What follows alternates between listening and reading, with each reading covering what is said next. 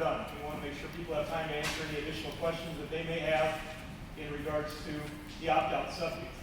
There's a lot going on in the schoolhouse right now. We've got the wrestlers just got back from state, and we had a 4th place finisher with Jaden Richter. Let's give him a hand. Woohoo!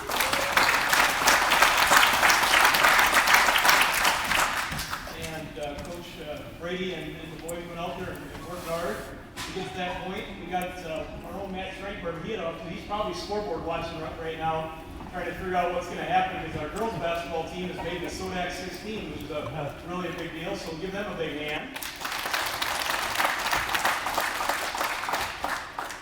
One win away from a state tournament when you get in that position. So a lot of things to watch for there. And we had just finished up a successful National FFA week with the breakfast on Saturday. And so we've got a lot of things happening, a lot of programs in the community to be proud of, a lot of things happening. And when we get together in a school like this, we want it to be for all kinds of fun reasons, but at this point tonight, it's not as fun when we start talking about dollars and cents. It gets everybody excited, it gets me excited.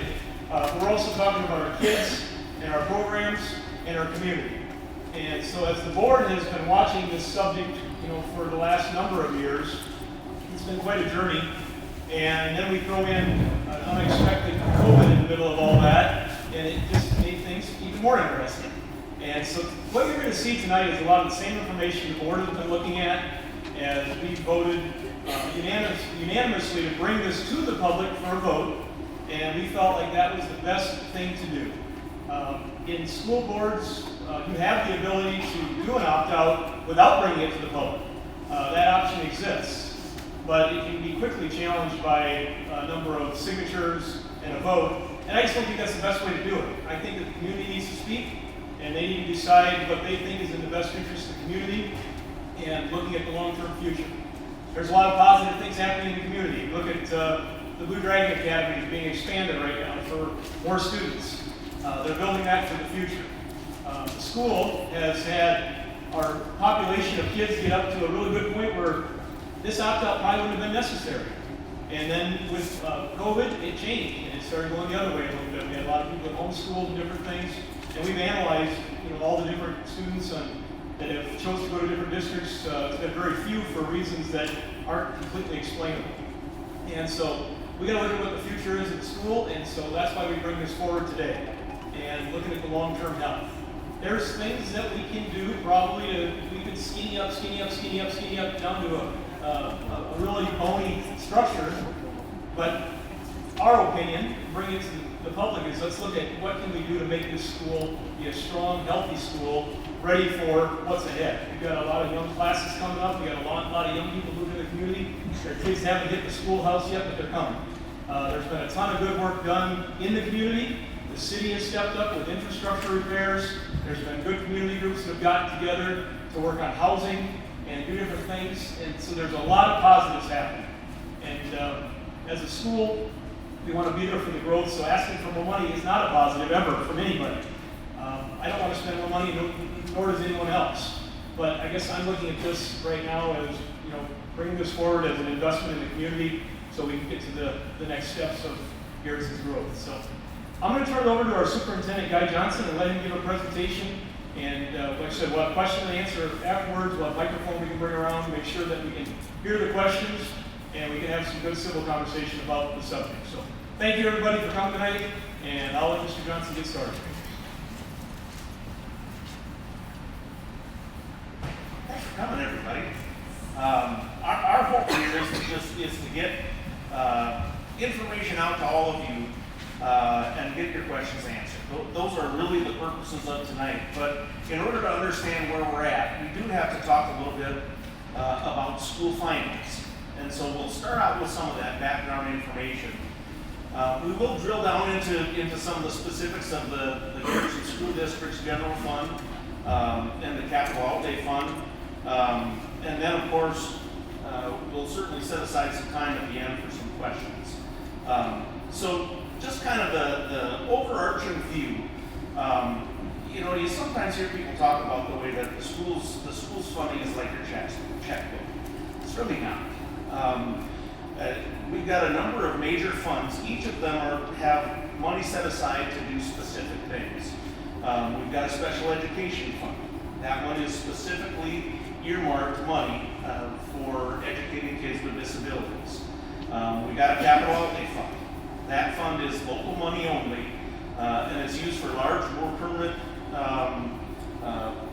kind of things in the school district, whether that's larger equipment or buildings. So this fund pays for facilities, vehicles, equipment, textbooks, infrastructure, technology, those kind of things. Then we've got our general fund, which is the one that we're going to be talking most about today, which is a mix of state money, local money, and federal money. And that one is the one that's intended for the ongoing costs of the school.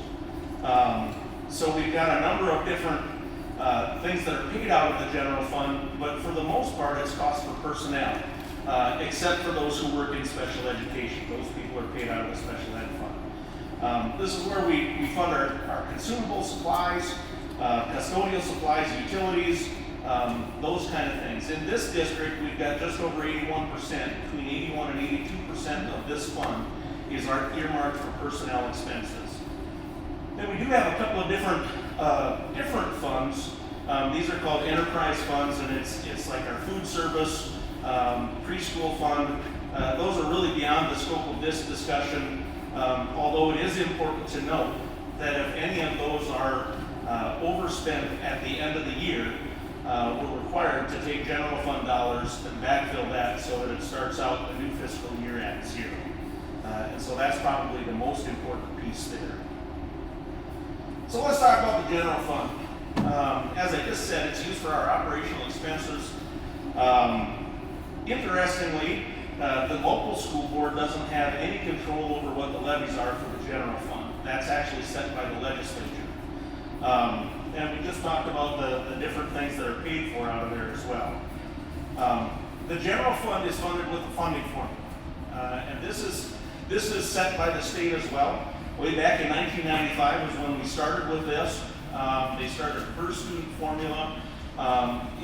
Interestingly, it wasn't a per student formula based on any baseline of education that each school was to provide, but rather it was designed to reduce property taxes. There is an escalator factor that's built into that. The law reads that it's 3% of the rate of inflation, whichever is less. Back in 2016, the formula was revised again, and the state put in place a half penny sales tax, with 1/3 of that going to property tax reduction, and about 2/3 of that going to education. We did see a significant increase in funding that year, and the legislature had accountability built into that, so we were required to spend that on personnel, specifically instructional personnel. So in 2016, the formula changed from per student to now the state is funding us per teacher.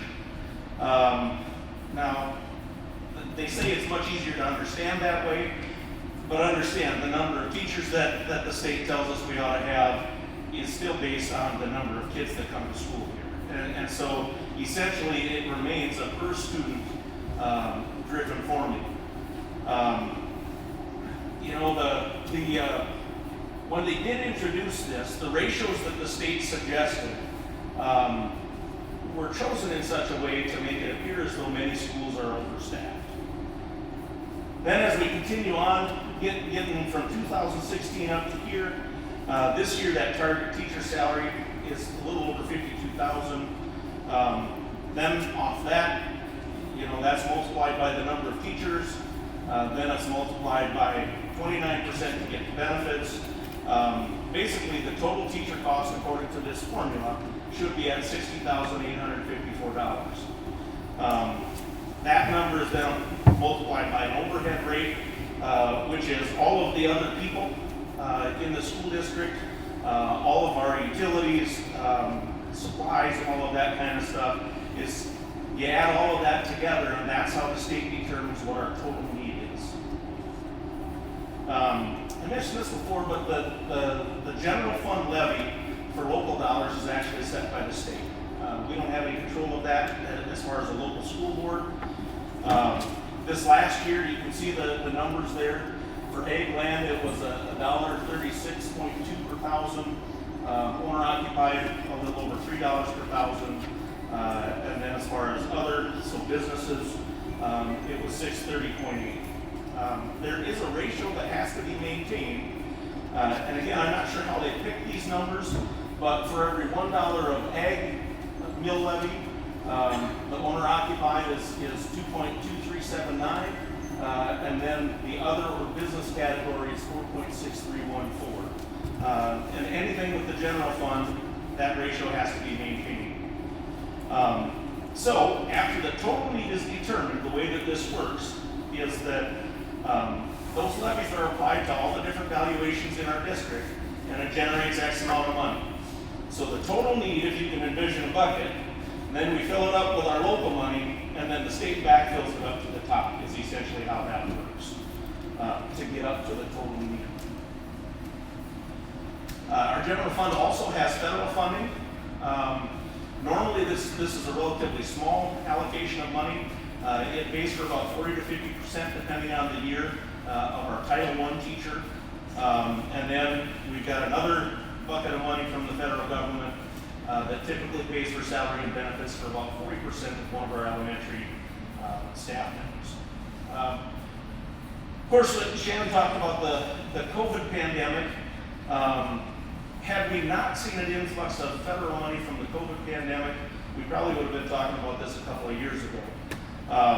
The district saw an additional funding from the federal government through the COVID relief funds of about $876,000. As far as what did we use the money for, the first round of money was about $97,000. It was used to pay our classified staff through when we didn't have students in the building, purchase cleaning and disinfection supplies, plexiglass shields, all of that kind of stuff. We put in place a REACH program. This program is designed to support some of our students who have additional needs as far as their mental health at times, kids who just need a little bit more support to be successful.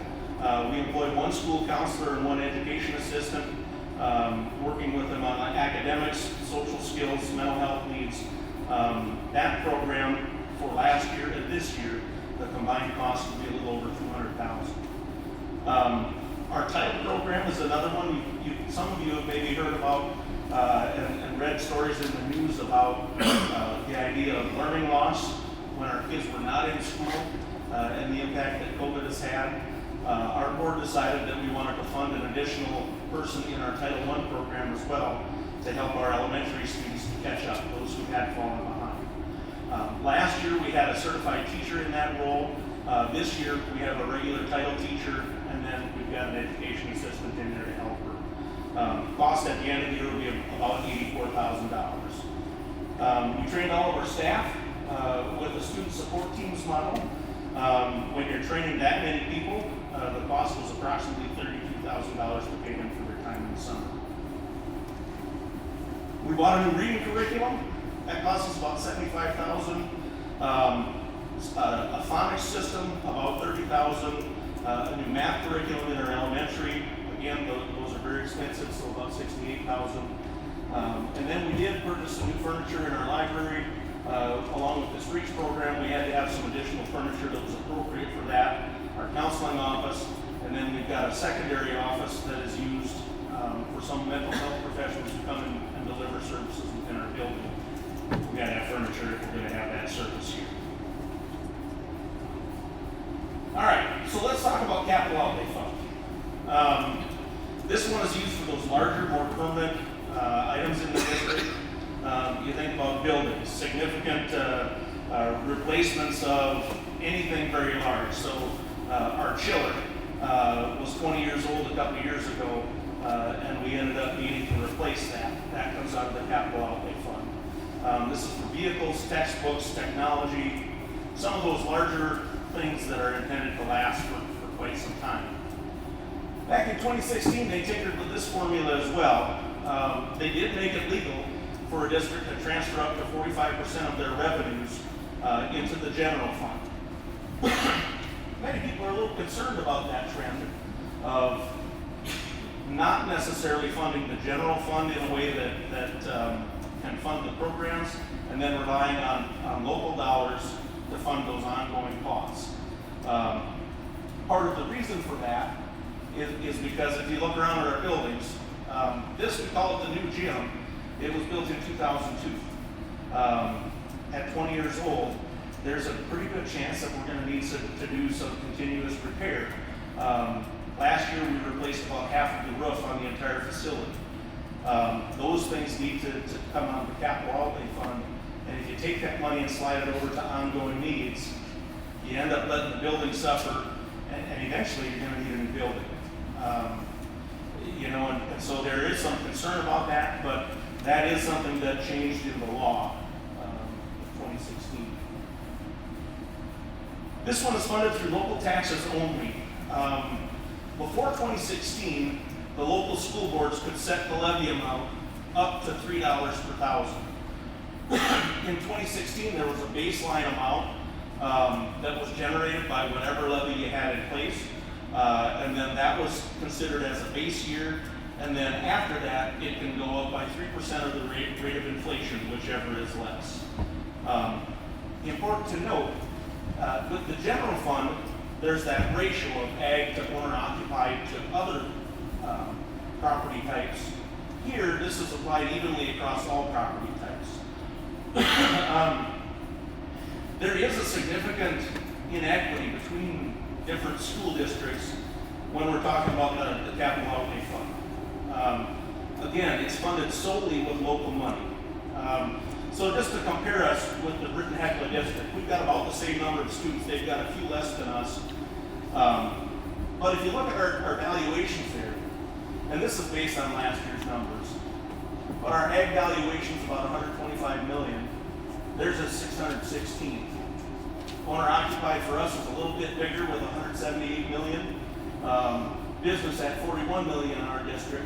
Their owner occupied is at 128 million, and their business is at 100 million, or a little bit more, a little bit more than 100 million. Our total valuation at that point was 386 million, 474,191. Theirs was about 2.5 times that. So if you think about the Britton-Hecla School District, if they have a mill levy of $1 per thousand, they're going to generate about 2.5 times the amount of money that our district will, simply based on the valuation of the district. Now, the other part to keep in mind is that the Britton-Hecla district is about 50 miles across as well. I mean, it's immense as far as the actual land size, and that bears out why their ag valuation is so high. There's just a lot of square miles there. But it is concerning that there is a bit of inequity when it comes to funding for the capital outlay fund. As far as larger projects go, there are a couple of different ways to fund larger projects. Most people are familiar with what's called a bond election. In the state of South Dakota, well, that was part of the way back in 2002 that they built this place. There was a bond election. 60% of the people have to support it, and then the district can issue debt in the form of bonds. It has to go to a vote. There's a second way to fund those larger projects that is based on your current levy and your capital outlay, and that's called capital outlay certificates. This just requires the local school board to vote on it, not the actual public. So it's similar, but there's no election, and essentially the certificates are issued based on the district's taxing authority, and then the debt is repaid through that capital outlay fund. So as far as our capital outlay fund, this year that fund will generate just over $1 million in revenue. We will need to use the capital outlay fund to supplement the general fund to a certain extent, but not to the level of 45% of those funds. We do have some capital outlay certificates right now. We've got essentially 2 more large payments in 2023 and 2024, and then it drops down from that 300,000 range down to about 200,000 for a year, and then after that it falls off to 27,000. You may have heard that we also need to do some improvements up at the athletic complex. The expected lifespan of a complex like that is 10 to 12 years. We're currently finishing year 17. And we've got a few Well, we've got issues with some of the seams coming apart and some of those safety issues that are popping up there. So we really can't put that off any longer. To finish that project, we would plan on using capital outlay certificates and selecting a term of 12 to 15 years based on last year's projections.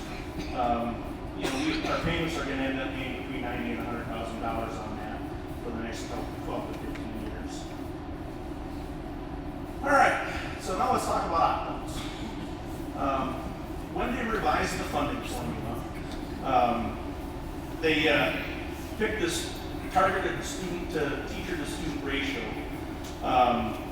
If schools found that they either had too many teachers according to the formula or needed to fund them in ways that go beyond that formula, the governor and the legislature said, that's fine, we've got a mechanism for you to do that.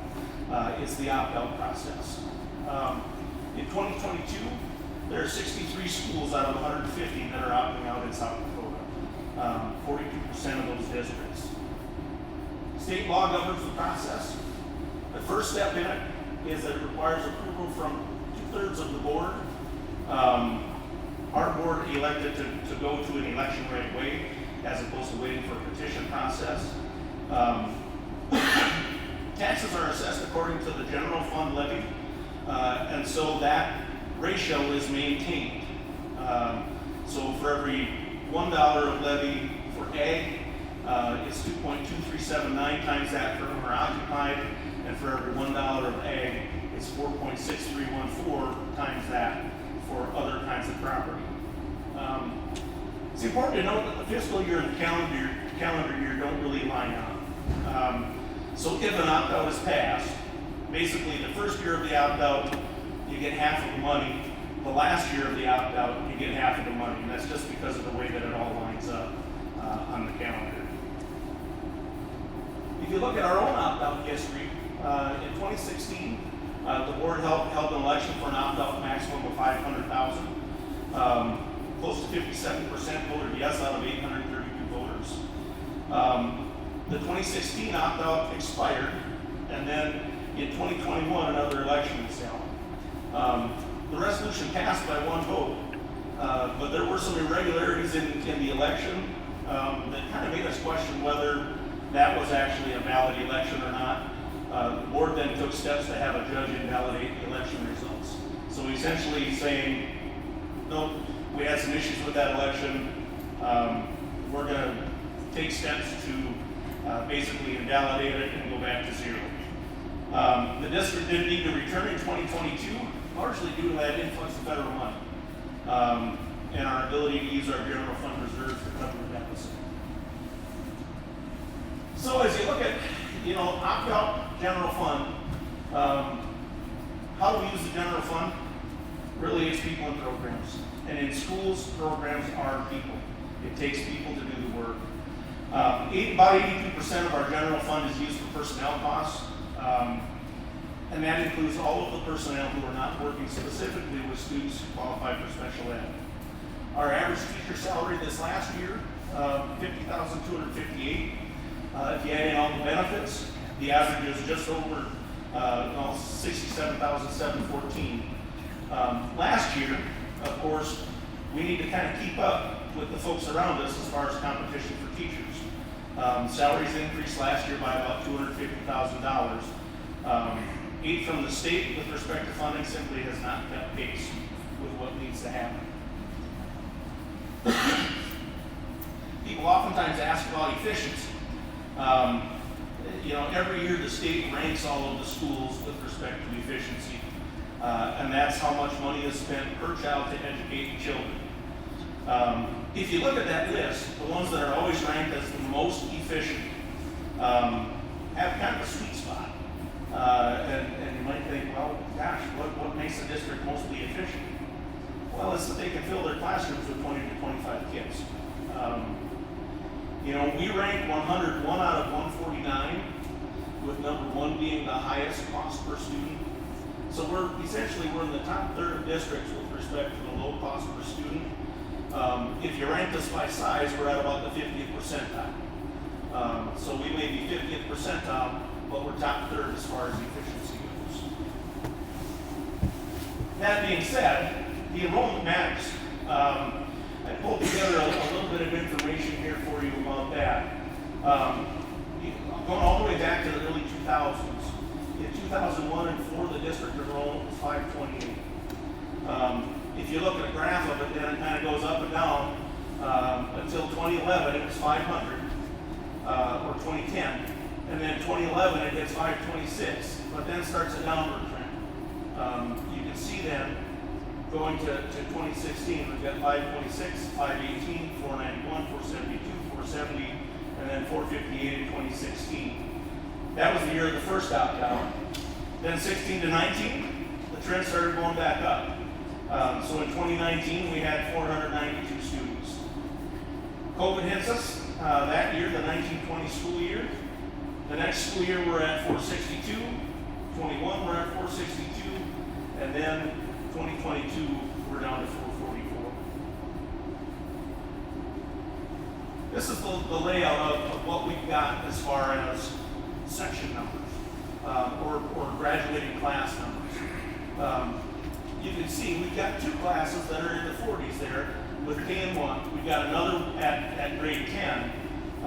The rest of them are either upper 20s or low 30s. And that's important when we get back to efficiency. So the question might be, why don't we just go with a single section?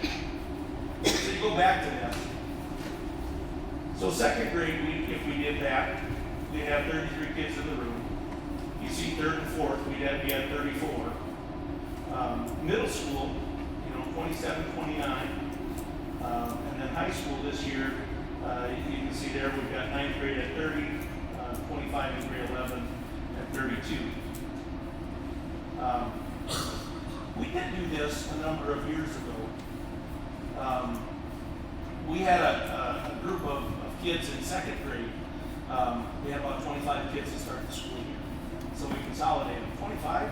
A lot of school districts have 25 kids in a section, and it's not unreasonable. So Teresa was the principal at the time. She and I talked it over. We said, this isn't what we really want to do, but we got to save some money here. We had a number of kids move into the district then during the school year. Guess what grade level they were? Almost all of them second graders. And so by the time we hit Christmas time, we were up to 30 or 31 students. From my own experience, what do you think would happen if we combined the second graders into a single section of 33 kids? We've got a lot of very angry people. And some of those folks choose to take their kids elsewhere to school. One of the benefits of coming to a school like Garrison is a small class size. Folks recognize that as one of the things that's positive. Let's look at our fund balance history as well. You can see the trends there. 2015, we were at 980,000. 2016, 612. 2017, 439. Then after that, it went up a little bit. 2019 went up a little bit more. And then 2021 and 22, it's kind of hard to say because we had that influx of federal money. But we were hanging tight in there at just over $1 million in our fund balance. This year, for fiscal year 23, so this current year, the budget includes $4.5 million in expenditures. Again, about 81.2%, or between 81 and 82% of that is for programming or people. On a normal year, we spend between 93 and 95% of the budgeted amount. So out of that $4.5 million budgets or budgeted, we expect to spend between 4.2 and 4.3 million out of the fund. We're currently planning to use capital outlay funds for about 180,000. So before those things are considered, the budgeted deficit between revenues and expenditures is 1.1 million. You take those two things into account, and then Jacob is our business manager. We've got approximately 300,000 in federal funds to pull back down. We do expect that our fund balance is going to go down by about 600,000 this year.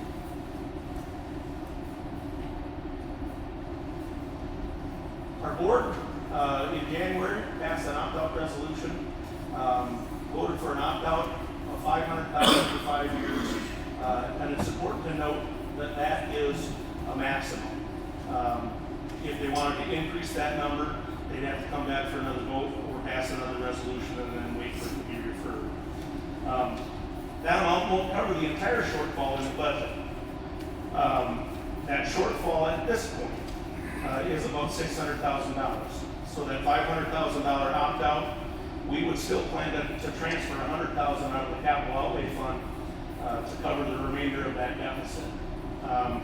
And of course, some people would ask, why are you doing a vote right away? Well, that's been pretty important to our board to let the community speak through their votes. Another question I get asked frequently is, what's the district done to save money? And we've done a lot of different things. Some of them save a lot of money, some of them save a little bit of money.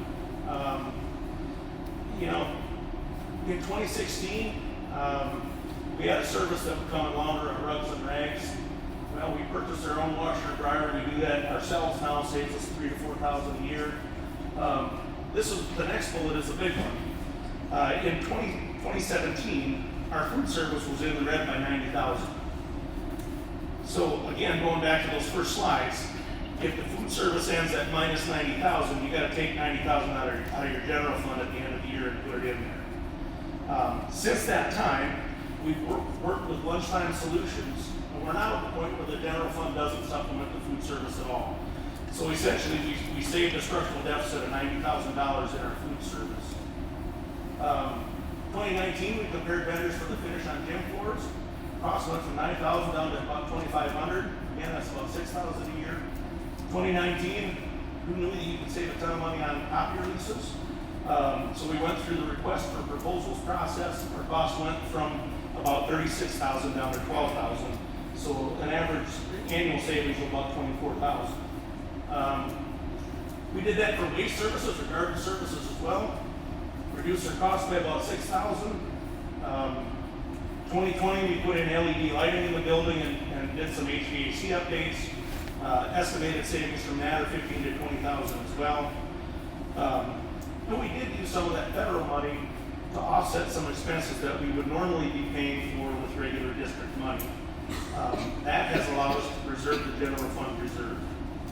So since 2016, we've got savings of about $120,000.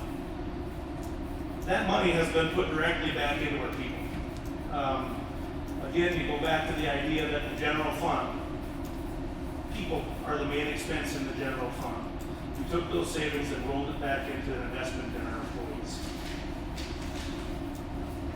Next most popular question I've been asked is, based on our current valuations in the district, where would we be as far as a $500,000 opt-out? You can see the numbers there for ag, owner-occupied, and other. Based on the Department of Revenue formulas, the per acre cost for ag would be about $1.95 an acre, is essentially what that translates into. And it does kind of depend on what kind of ag ground you have. And so, understand that that's general cropland that we're talking about there. Non-cropland is a different story. So, another question I get asked oftentimes is, well, why do we have to keep moving our pay forward? There's been a little bit of press on a teacher shortage idea. As this past school year started, there were 300 teaching positions left open. The pool of viable candidates for our teaching jobs is getting smaller and smaller. In order to stay viable as a district, we need to be able to retain our staff. And then when we have to replace staff, we've got to be close enough to the kind of surrounding area that people are willing to give us a shot. It's going to require us to keep moving our base salary to compete with our neighbors. Interestingly, over the past 12 months, the CPIW increased by about 8.5%. Out in here, they're talking about 5, maybe 6%. And so once again, inflation rises 3% higher than the state's increase in funding does. It's really no question as to why it is that that schools kind of fall behind when you've got increasing expenses in that way. Next question I always get asked. Okay, what happens if it doesn't pass? Well, again, 81.2% of that general fund is spent on personnel. Obviously, we would need to reduce our staff. That also means larger class sizes. So those groups that are 30 kids, they'd end up being in one room together.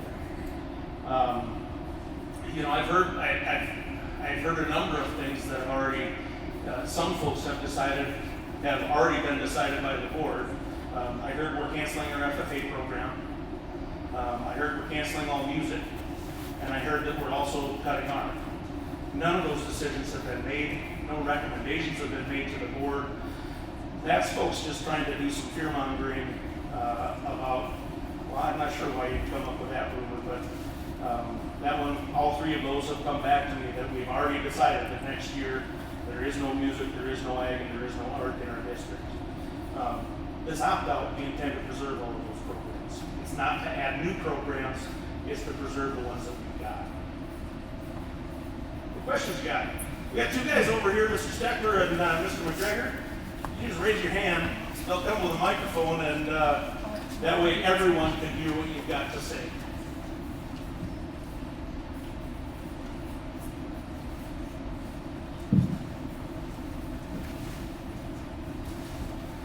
Couple questions.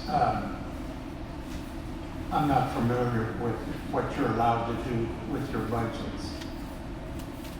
But like for the roofing football field, most businesses they have depreciation schedules and so forth. And I do that in my house. I've got so much money that I put aside every year for a new furnace. Yeah. Are you allowed to do those things? We are. I assume you're asking, can we build a reserve in our capital outlay fund? Yes. Things. So when you put the new roof on, was so much of that money already set aside? It was. For roof? Yeah, we did not incur any debt for the HVAC upgrades, the LED lights, or the roof. We did those all in the same summer. In your little pamphlet here, if I'm reading it right, it says the full opt-out was $500,000, but you only used like $350 a year. So you're not using the full amount from the last opt-out. Back in 2016, for the first couple of years of that opt-out, first 3 years of it, the board elected to do the full $500,000. As if you can remember, our trend in students was actually going up at that time. And so by the time we hit year 3, we didn't need $500,000. We had enough students that we knew that we could make it work with $350,000. So for the last 2 years of that opt-out, they only requested $350,000. The years since then, for the last 2 years, there have been no opt-out taxes in this district at all. This next question is a complaint I have about board. Well, you know, you was just sitting there quietly.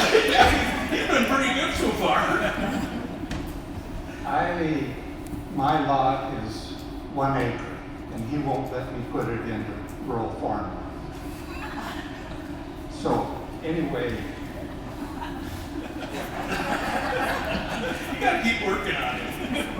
I guess where I'm going with this is, in the last 2 years, my 1 acre has gone from 35,800 to 46,500, and my house has gone from 353,100 to 407,000 without me doing any work to it. I might have planted a tree. Well, that's a total of, in 2 years, I've gone up a total of $94,000. I'm assuming the school taxes there's more school taxes coming out of mine than there was 2 years ago. Can you tell, I'm assuming everybody's just got their tax Yeah. evaluations. You know, I think so, and each of them tells you how much or what percentage that went up by. You know, we all saw big numbers. So if you take it into consideration, the extra monies going to be allotted to the schools, you know, that should bring more income into your school. So are you still going to need more opt-out? And can you tell me how much you anticipate extra that's going to come because of these extra evaluations? That is a great question. Well, it's something I think you need to know before you lay an opt-out on us if the natural flow of money from the taxes is going to suffice. I can tell you what's been done in the past. I can't tell you what the state right now, they're finishing the legislative session. They typically use the school funding bill and they leave that to the very last day, the very last hour. And so I can't tell you what next year looks like. I can tell you what they've done in the past is that statewide, to set those levies, they figure out how much money they think needs to come from the locals, and then they adjust those levies. The trend when we've seen our property taxes or the levies going up, or the values going up, I should say, is that the levies actually have come down because it's a certain amount of money that the state wants to generate. Likewise, when we're talking about $500,000, if all of the valuations go up by 20%, we would expect that the levy also goes down because it's the same property generating X amount of dollars, if that makes sense. The state doesn't give us just unlimited funds when valuations go up. I have the same question, but we've got a lot of valuation and it goes up, but they adjust the levies all the time to match the bucket of money that the school is supposed to get based on the formulas that we turn into the Department of Education based on our teacher to student ratios and those different things. So it's just not a case of unlimited money as property values go up. It's all got a brake pedal on it to control that amount. So they're still trying to get to the same bucket of money that the state wants to allow you to have. And we don't have control over that. But it does not mean more money for the school typically. It means you get the same amount of money, it's just being made with a different formula because valuations went up. So you're telling me this increase in taxes is not going to go to the school, it's going to Orange?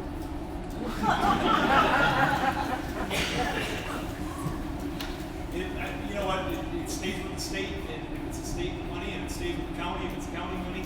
But our bucket is, we're only going to be allowed to get so much money out of that bucket. That's the best way I can explain it. You don't get a percentage. If you can recall, the formula is driven not by the levies. Those are uniformly applied across the state. The formula is driven by the number of students in our district. So there's a certain amount of local money that's generated through our local taxes at the levies the state sets.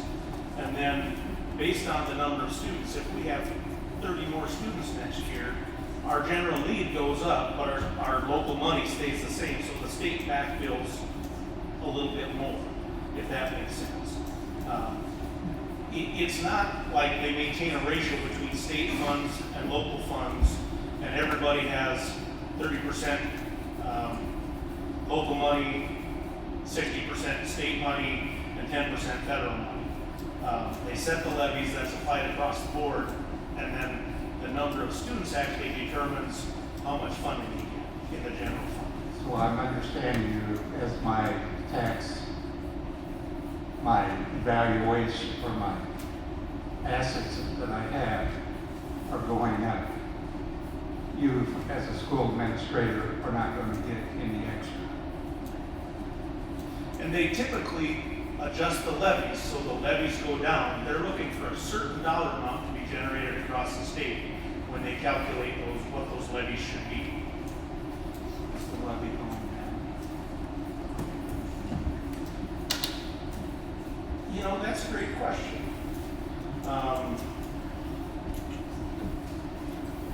I mean, you have to receive an increase if the levy stays the same. You know, it's just like government, if they're gonna raise my, Okay, so this is from the state of South Dakota. And these are the levies as they've changed since 2017. So if you look at ag in 2017, $1.50.7 per thousand. In 2022 payable 2023, it was 1.362. So the levy goes down as the property value goes up. They're trying to generate a certain amount of money, is what's going on. And keep in mind that there is that ratio of ag levy to owner occupied to non-ag or business, and that's maintained. But you can see that in particular for the ag, the levy has gone down, and that's for the others as well. But based on that ratio, that's kind of how they set it. They're looking to generate a certain amount of money, and then they adjust the levies up or down. If that makes sense. one other question. From 5 years ago, I had a pet peeve. Okay. You didn't have calculus. Do you have calculus today? We have when we've had enough interest in it. Some years we have, this year we do not. You have no students, that many students going on to college? We don't have any of them this year that wanted calculus. We've had other students that are interested in engineering and that kind of stuff, and they've taken calculus in-house. We've also had some students take other advanced math classes, dual credit math classes, so university math classes that we get issue high school credit for as well. That's something else that's become available since 2016 that wasn't really available at that time. But kids really have tons of opportunities to take college coursework at a significantly reduced rate. And it's transcript to college credit, but it also counts for credit here in school. So we've got more options now than we've had before. To be honest with you, one of the hardest things to swallow is that at that time we were sharing a Spanish teacher as well. Well, shortly after that, we wrote a grant from the state to help us share a Spanish teacher with Baltic. Their school has grown and they've got enough demand for Spanish that they now have a full-time Spanish teacher. We were trying to hire a half-time teacher. We've done so for 2 years and we've had 0 applicants. And so, that's another one that we wish we had somebody here in-house at half-time, but we just can't justify a full-time Spanish teacher. Thanks for your question, John.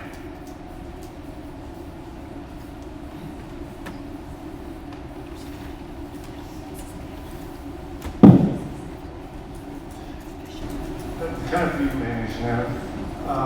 I'm somewhat amazed that we've lost so many students we have in the last 3 or 4 years. I'm sure you in your business, like ours, when you lost an employee, especially a better one, we always did a post-employment interview to see what we did wrong or what we could do different. Does that happen now? Like the parents, students that leave, find out why they're there? We normally know why they left. This last year, we went through all the students that left the district and looked at each one of them.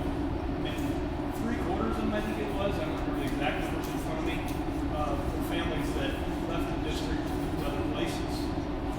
We had one family that left with 6 kids. At one time, they were going to another area, they're just no longer in our district. I know what you're getting at, and is there something going on here where kids don't want to be here? And we've had a few instances where we had kids that chose to go to another district because they had differences with what was happening in the building. But we also had a number of kids that came to our building because they had differences in the schools that they were at and came to Garrison. So we see it going both ways. Well, I know they moved here, 50 years ago. People say, well, where do you live? There's a, oh my, they really got a good school, a good job educating, a good athletic program. I don't get out much anymore. I don't hear that anymore. So I don't know if something's changed or I'm just not exposed to it. But then another thing on that, on the cost of the alcohol, I just got those 2 little rental properties. And if the opt-out goes through, it's gonna be about $16.50 a month per tenant, or about $200 a year. I have a hard time looking at 85 mil will in the eye on a very fixed income saying, hey, you gotta raise your rent by that. Because right now, the inflation is gone crazy. I mean, it's just really difficult to tell somebody that's barely hanging on that they may have to go someplace else and do something different. You make a valid point, you know, nobody wants to increase costs, it's very hard. And if it's not someone that had a tie to the district, maybe with a grandchild, or they came from Garrettson and lived here, it's much harder for them to understand why they're being requested for more money. And, you know, I served on the commercial club board for 14 years, working on things to try to build the community. I'm going on year 10, I think, with my board position here, trying to do good things for the community. I got other things I could do with my time, but I choose to do these things because I want to do things in the best interest of our community. And when we were doing the commercial, I guess I'm getting somewhere with this, when we were doing the commercial club stuff, we used to kind of joke. I see Mary Ann sitting behind, she was doing it a lot with me at the end. But we always felt like we were just one too many curves on Highway 11 away from the energy, the excitement. And, you know, that we're this close to being that next breakout. We've seen that breakout go towards Del Rapids. We've seen that breakout go towards Bell Baltic because they had property available and were able to make, they had some investors that dug in deep early to put some homes out there. Straight shot up Highway 77. You know, we saw everything start working south into Harrisburg and T, and now coming to the east side of town. I hope I live long enough, I think I will, that Garrettson's going to have its day. And it's going to get, we've got to be ready for it. We can't scale back and say, let's just stay where we're at. I think that all the things we've got to do have to continue to look forward.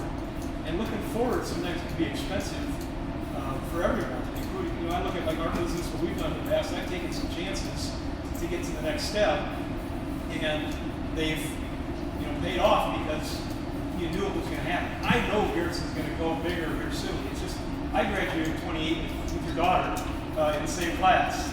And, you know, I would have thought by now, well, I got better at teaching than that, that we would have, you know, particular classes that would be hitting 40 and 50 students.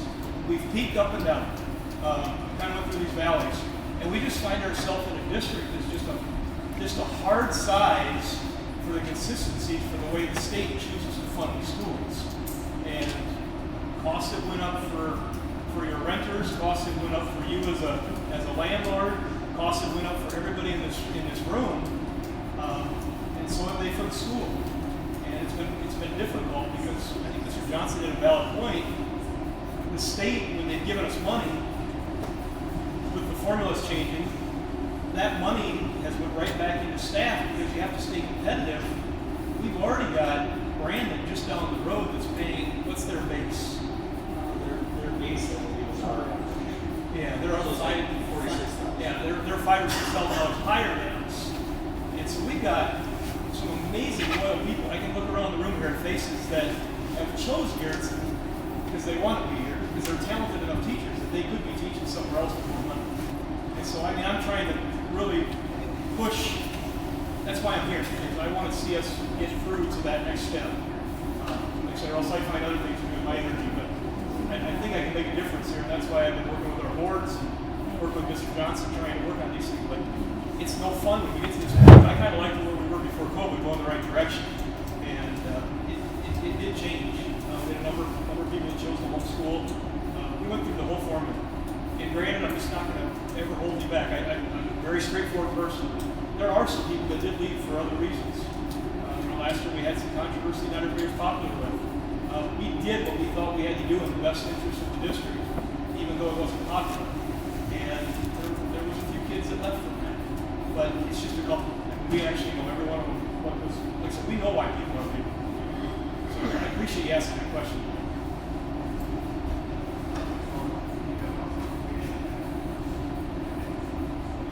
Yeah, I know. You can learn a lot. Some people will be very fair and honest on their way out the door, and some people will themselves. So, thank you. Other questions?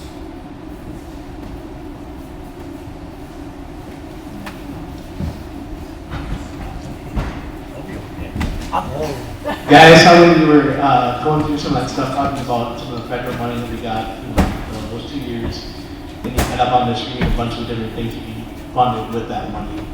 And you talked a lot about we're not adding new programs and stuff like that. And I think a lot of the stuff you did was, one-time money type stuff like improvements, and I think that was good. But I did notice like there was the REACH program and stuff like that. So that federal money is going away probably. Yes. So that burden probably will shift to the general fund. It would if the board chose to continue those Yeah. programs. The understanding at this point is if there's not external funding, we did our good for the years we could with the federal money. Two things that they were very concerned about when they passed that legislation was keeping kids caught up in their learning, and we know that our kids' mental health took a serious hit during COVID. And so if we're not able to find funding for those programs, they'll probably go away. Yeah, and I ask because I'm in support of them. I would hope that we can continue them some, and that's why I would hope that we can do an opt-out to maybe continue some of those extra teams that may give our kids another chance to be healthy in school. So. Well, that program in particular, last year when we started it, kids are funny. They don't necessarily jump in with both feet right away. And so, we had some students who were a little reluctant to jump on board. But this year it's really taken off. And it is making a difference for our kids. It's hard to quantify the difference. But we've asked those kids to tell us, why is this important to you?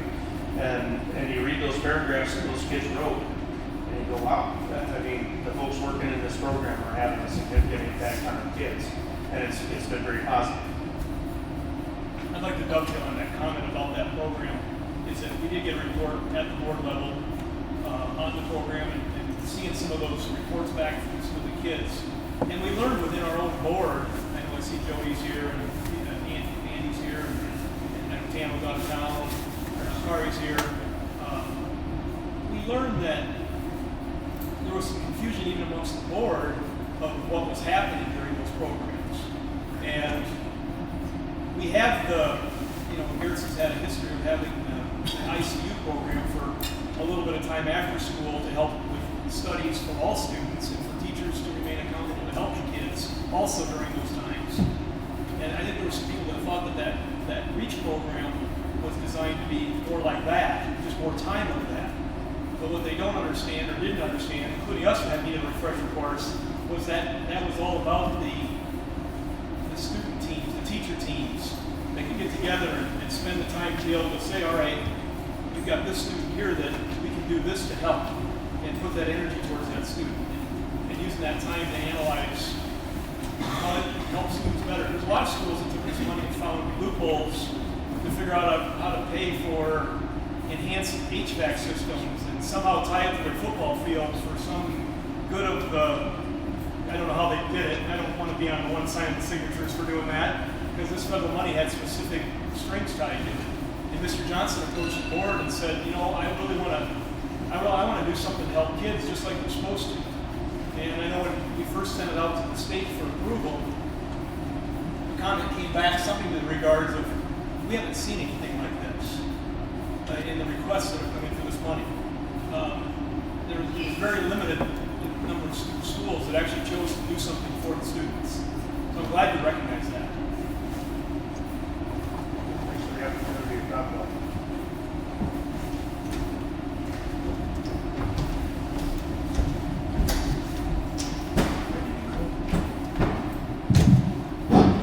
You're on. First off, I'd like to say, maybe if we reduce the athletic director's salary. Name not to be mentioned. Okay, now that we got that out of the way. Okay, I'm on a fixed income, and I've been, since the last 2 or 3 years, everything going up in price. I've been dipping into my savings account. Horrible. Then when I did my renovation of my house, my taxes went higher than this ceiling already. And I'm not against a school opt-out, but the county don't seem to want to back down on a $50 million detention center, and they want to raise our taxes at this time too. So where do we go? Or can we get into that? You know, into your opt-out. Yeah. No, I just don't know, you know, that way where both of them are hitting us at the same time. You know, it's.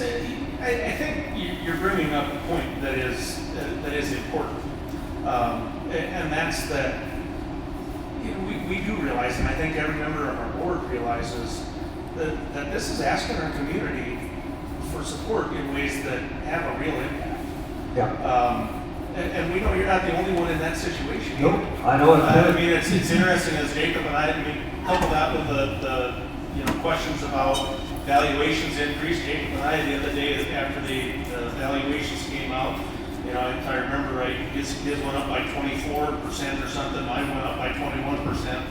I mean, we're all in that boat. We understand that piece. Yeah, but like I say, I'm on a fixed income Right. too. It's a different deal. Out of all of that. And I try, and I don't mind the school opt-out. I don't mind it. But when they're hitting both at the same time, I just feel my losses to where I'm going to go before I'm out. My savings account is shot. Neil, one thing that I'm very optimistic about, I get in trouble for being too much of an optimist sometimes, because I just never stop thinking positive, but that's just the way I'm wired. The state has a huge appetite right now to fund some of the detention and prison things. I do think this is my opinion, talking to legislators that I know, I said this is a totally different subject than this, but I do believe there's an appetite for some deep funding into our centers that you're talking about.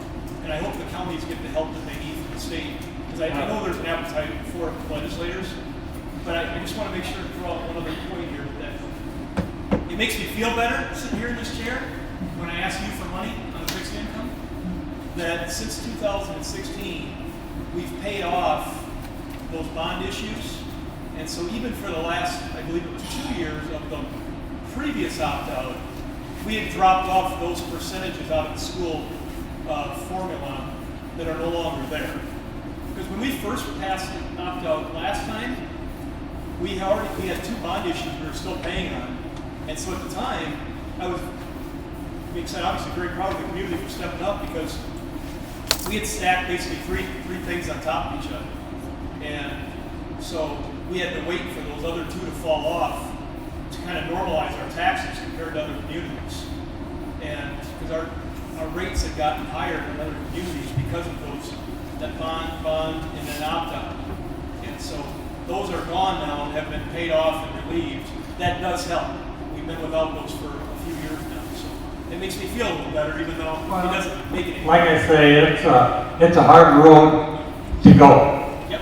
And as much as I try, money only goes so far. And but I just was wondering too if you were, and you probably were aware of that detention center, and that was going to raise taxes too. I've been paying close attention to it. I got a number of employees that have family involved in that system, and it needs help. And they've got to do some work, and there's been many meetings, and there's definitely an appetite here. I hope they answer that. Maybe I'd be okay if I sold my house, but I'm not ready. Yeah. You know, what they value it at, I wouldn't be able to sleep at night if I sold it to you or anybody else. Because I know. But I think just for listening, like I say, this is probably the greatest school district in the country as far as I'm concerned.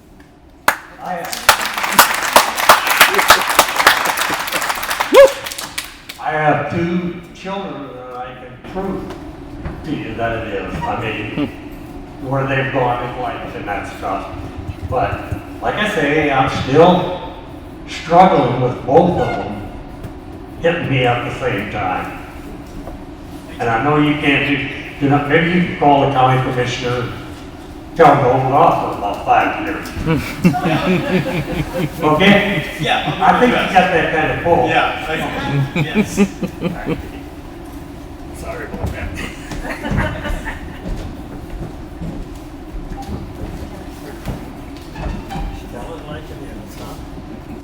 I think you nailed it. We do have an excellent school district here. I'm Michelle Plisk, I'm the school counselor, and I'm just going to speak from my heart because I think sometimes stories sometimes help with things too. Numbers, they don't speak to me as well as what stories do. And when you say that detention center, I have over 20 years of experience of working there as well. That's my 6 years there. And the work that we do here, the impact our teachers have by having the small schools, small connections with our students, we keep our kids out of there. I know it, I see it every day. I see it in everybody with the heart and the work that's being done. When we talk about the numbers with mental health, and it's hard to quantify those other than the stories and those qualitative stories that we hear from those students. As the school counselor, 2 years ago, last year even, I averaged, I would say, I'm not exaggerating here, about 1 suicide risk assessment a week. Having the REACH program in place, I'm lucky if I'm doing 1 a month.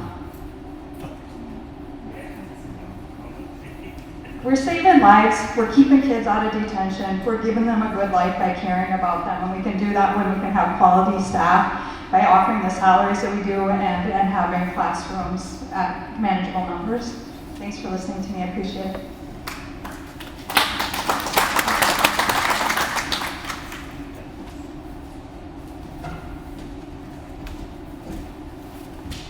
You brought up fixing the athletic complex. I don't remember the numbers. That's an extracurricular activity. Yes. So should we be using that to pay the finer things, to have your fine, fancy artificial turf field? Should we get more back to the basics, what's wrong with just a grass field? You brought up Britain Heckler. Compared to them, I'm pretty sure they don't have a turf field to pay for. Or a new bus barn to pay for. Should we be more conservative, is my question. Well, and that is a valid question as well. As far as the bus garage and all of that,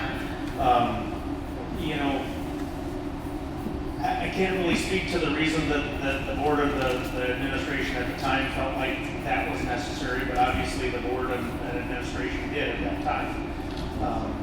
Most of those folks aren't on our board anymore. And so, those were decisions that we need to live with, that other people made. Likewise, the decision to put that turf field in 2005 was made by folks who aren't sitting on the board now. And it was a different administration as well. It's what we've got. As far as that goes, we could rip out the turf and try to put a grass field in there, but the costs aren't going to be a significant savings because you've still got to do all of the work to take out everything down several feet that's set up right now for the turf. The other piece, you've got to think about what we have out there as far as activities. We've got junior high football, JV football, we've got varsity football, but we've also got soccer out there. And so that field is being used pretty extensively for each of those programs. I mean, we use it as a practice field. Either soccer or football's on it as a practice facility every day. And just with the number of games that we host out there, a grass field wouldn't hold up. If we're going to have those programs, we've got to have facilities that can support them. I suppose the way that you would do that, if you still wanted to have a soccer and a football program, you'd probably have to build a soccer field as well. just because of that one field, having several events on it every week in the fall, it would not be a viable playing surface. You know, I do believe it's very important that we've got that facility. We certainly need to ensure that it's safe for our kids, that it's in a good playable condition. You know, at this point, it's really, we put this off for 5 years. We've known this is coming, that we would have to replace the turf. And it's finally at the point where we have to do it. It wouldn't save us significant cost to go back to grass field. It'd save some in the short run, but certainly would if we needed to build another facility for a soccer program or to, you know, figure out how we're going to still hold that one as well. Shannon, you want to? Just sitting on the board, I was on the board at the very tail end. When I got on, the bus garage was already in motion, and we needed something. I mean, they were laying underneath the dirt floor and tarps dividing, trying to keep temperature in, where they could work on something. It was a very poor facility. We needed to do something, and I thought the costs were higher than they needed to be too. And then I found out how state bidding works and all that stuff. I could have built it a lot cheaper myself, but I couldn't build it the way I would build it because you're working with public money. And there's also so many strings attached and so many rules attached to how that works. And you have to play in that arena is how they do those things. And so it's I'm sure glad we have it now. And now Jacob applied for a grant. I'm sure some of you have heard about that, but we were elected to get a grant for 3 electric school buses.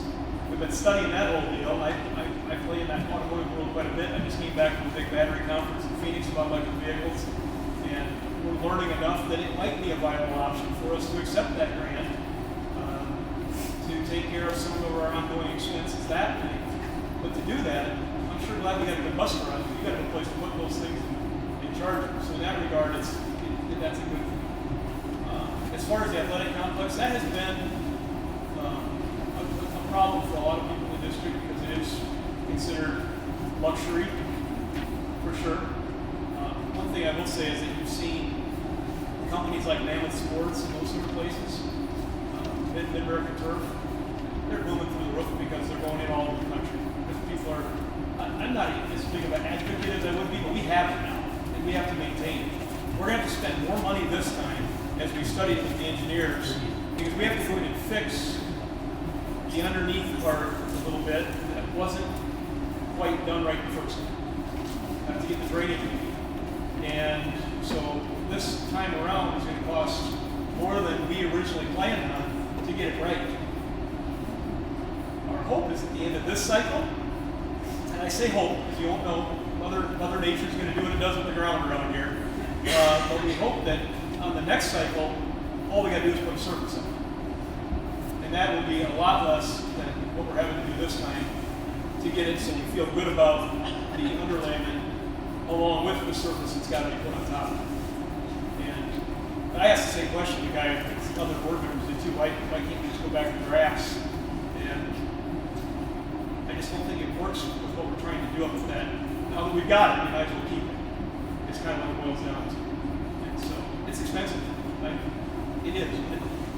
We're able to do that using the capital outlay money and the capital outlay certificates to minimize the burden on the district, still keep a big source of pride for the community.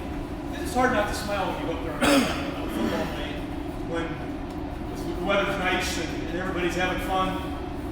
We got a lot of teams that have had a lot of success up there. We got a young youth group that's coming up that is, I think, pretty fun to see themselves out on that field playing Blue Dragon football. And it's a big source of pride for our community.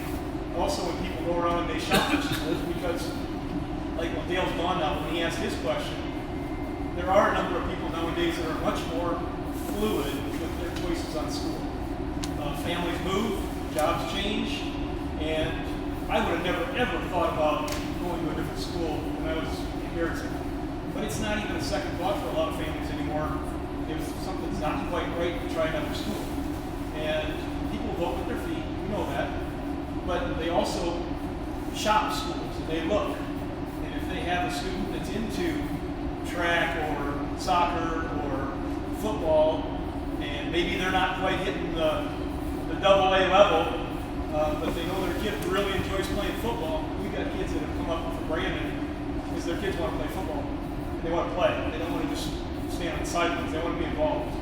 And that's some of the things that you offer in a small town. So as I sit here on the board, I want to make that as attractive as I can to people so that we don't end up going the other way either.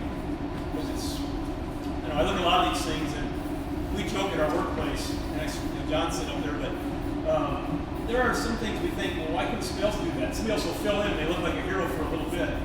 And I think I got some teachers in the room that, I look at Jackie doing this for so many years. There's some people that can come stand in your classroom for a week, and they can do all right. But to do what Jackie does for a year is a whole different story. And so a substitute teacher or somebody that thinks they can do something a little bit better for a short period of time, it's easy to think that, but until you actually get involved and have to put the resources into to stay the course and stay the grind. And that's what I'm trying to promote here with the schools, that this is hard right now, but we got to stay the course. I think we'll get there, and we can imagine, I guess where I was getting at is skinnying some of this stuff up. But I think once you start skinnying it up and you start cutting programs, then it becomes a spiral the other way. I don't think that we're going to be happy with. And we've seen that in Jasper and other communities where the schools went away and faded. I don't ever want that to happen here under my time in the community, that's for sure. So I appreciate your question. I'm not trying to tell you you're wrong. I'm just want to tell you why we've been doing what we're doing. Is that fair?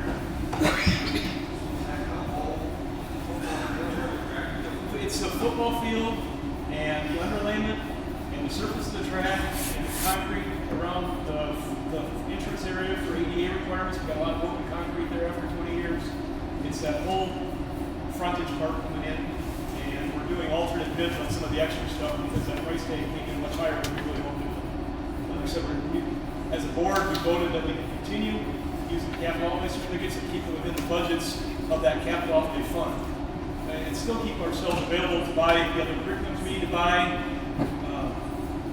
I could go on and on, but I just thought of something else just popped in my head. When COVID hit, Garrison School District was prepared and quickly able to mobilize because we had the infrastructure in place already with iPads and the different things we do. You know, Matt and the team, they had us, we were up and going in a short period of time because of those investments that came out of the capital outlay fund to do those things ahead of time. And now we've established that, and it's part of the ongoing cost as we replace those leases and keep them going. But we were able to get ahead of the curve and be ready for that unexpected event. And I think that was a big source of pride for a lot of people in the building how quickly Garrison was able to get involved with that. But that money for those things all comes out of that same capital outlay fund. So you got to keep that fund fluid so you can keep up on all that other stuff. So until we get to electric buses, we still got buses that break with $6,000 DPF and diesel exhaust systems on them. And take a look over, you know what that's all about. Look at Steve over there, just the diesel stuff is just so ridiculous to work on. You can have all of a sudden a bill just surprise you for $5,000 to fix a school bus. And so that's why you got to keep those capital outlay funds fluid and be available to handle those things. We're having a lot of neat kumbaya moments here, and I want to add some too. Just got back from the trip to Rapid City, and I thank all the people from the district for supporting the wrestling program and all the neat things and extracurriculars we have for kids. Between Dawn and I, we've taught a total of 75 to 80 years. That's not our age, but that's our combined teaching. And I couldn't agree more with our guidance counselor that the kids are the most important thing.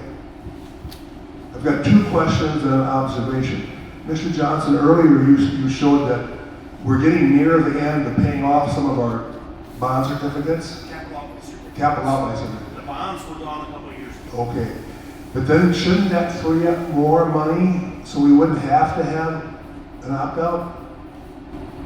Well, the problem we're in is that, again, that fund is designed not for the ongoing expenses, but for for our textbooks. Right now, we've passed a number of those expenditures onto the federal money. I mean, you maybe saw those 75,000 for this grade or 80,000 for the next one, that kind of stuff. We are going to have to move that back into the capital outlay fund. But yes, as that drops from 300,000 down to 200, and then down to, I think the last one was 50,000 or something like that, less than 100. Yeah, that will have a positive impact. Now, the board has voted as well that we would fund the turf replacement, track replacement, and those things that Shannon was just talking about with capital outlay certificates. And so we anticipate, although that one, the current ones that are in place right now will drop over the next 2 years, we've structured this one so that it's smaller on the front end, and we'll keep it about the same for the next couple of years. But then after that, it's going to cost us $120,000 a year for the next 13, 14, I think 15 years we'll finance it for. So, but yes, that will free up some money in the capital outlay. The last part is more probably of an observation. And Shannon and I have had some good talks, some heated talks. I consider him a friend, and I hope he does too, backwards.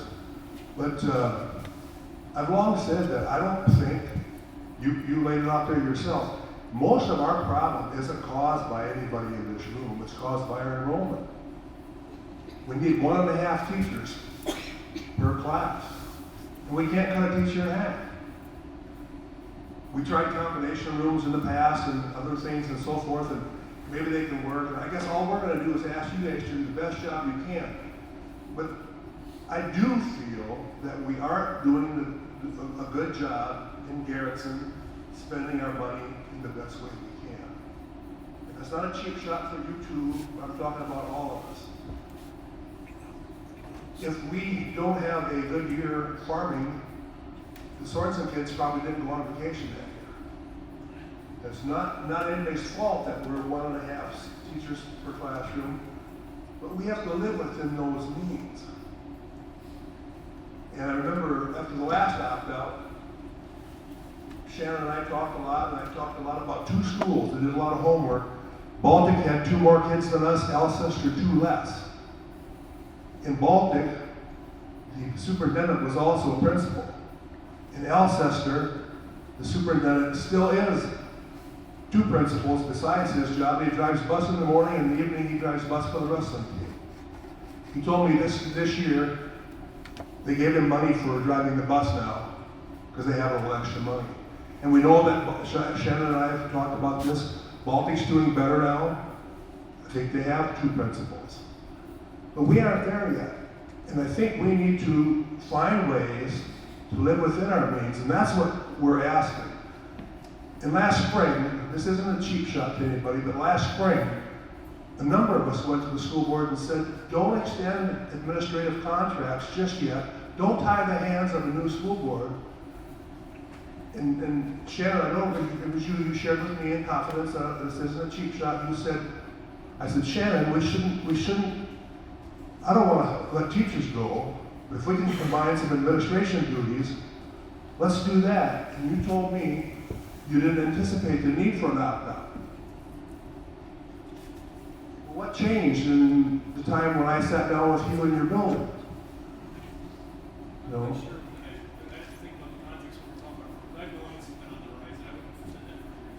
You did say that. Yeah. And so again, and then we built a beautiful bus barn, and we don't have a person there that can make use of it. And this isn't a cheap shot to Jim, I love the guy. And, but we had a mechanic that could work on buses. We don't have him anymore. And we can make use of that good bus barn. And I just, please do all you can. And I remember when Baltic was a little bit tough financially, they were buying our used buses. They were buying our used buses. And so I went to the board and said, let's not buy a new bus this year. Let's buy Garrettson's used bus. It won't cost us anything. Because Baltic was buying our used buses. And sometimes what we're just asking is that we tighten the belt wherever we can, whatever the least way to hit students. We've already talked about that. Nobody needs to discuss that again. We all know that students should come number one. And class size is very important. So I'm just asking you guys to please tighten wherever you can without hurting the kids.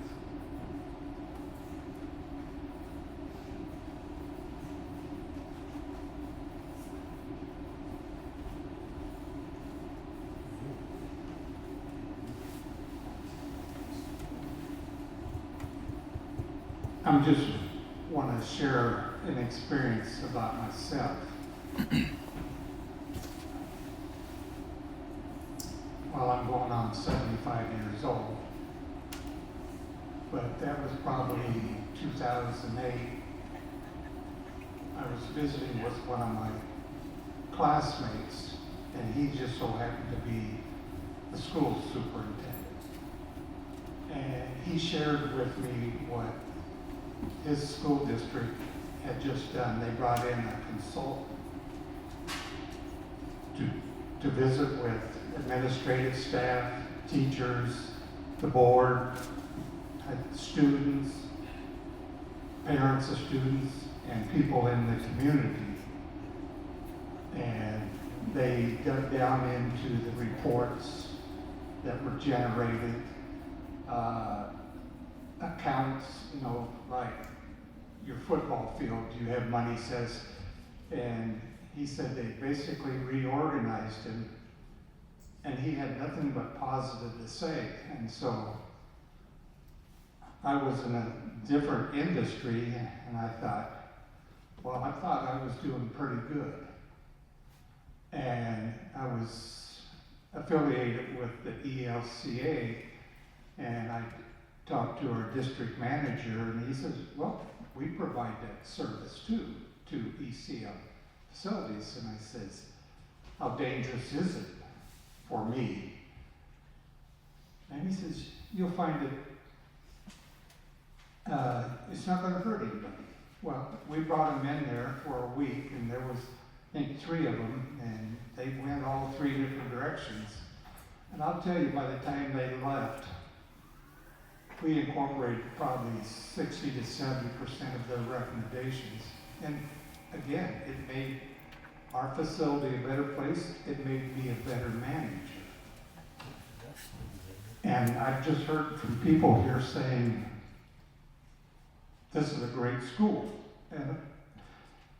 And I don't know that to be a fact because my kids have both graduated and I don't get called into the superintendent's office anymore.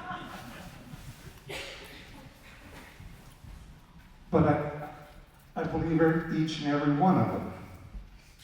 And I appreciate the fact that you're keeping our kids out of prison. That just means more to me than anything. But I think we all have something to learn from each other. I used to meet with 6 administrators throughout the state of Iowa. We'd get together once a year and talk about our problems and how to solve them and what we were doing, and we would incorporate some of the things. So, again, I'm not pointing a negative finger at anybody, but something like that, I think you would benefit from. Even if the guy or man or woman that the consultants come back and said, you're doing 100% the right way. Gives you the satisfaction that you're going the right direction. But you can always be fine-tuned. And they looked at HR, what we were doing for evaluations to bank accounts, stuff that accounting people do that I don't always understand. And I learned a lot about accounting, even without calculus. So I would recommend you to do something like that. It's good for any business or What industry were you in? long-term care. Okay. Fairly large settings. That world's changed, hasn't it? So that world's changed a lot, hasn't it? I'm glad I'm retired. I give, Nickname is Congress Dan. thank you. Other questions?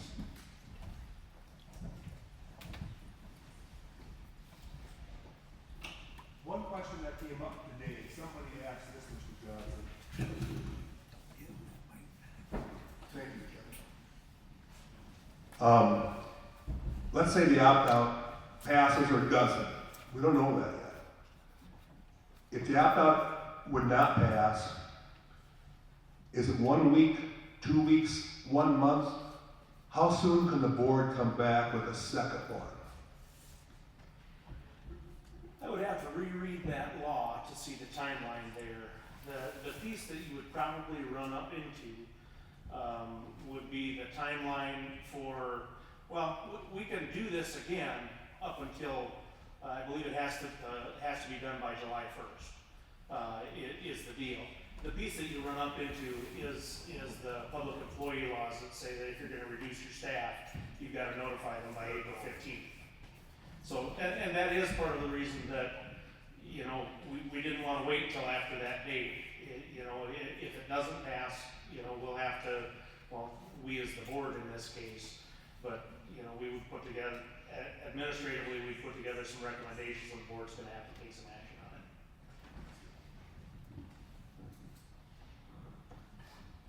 it. Any other questions? If there's none, I have one. Do we know yet who we're playing or where? No, Are they in overtime or what's going on? probably Red Cloud. Nate will email me tonight once all the games are completed, Well, and we will post Miss- it as soon as They're all done. Mr. Steckler does not let me answer those questions without his okay. Well,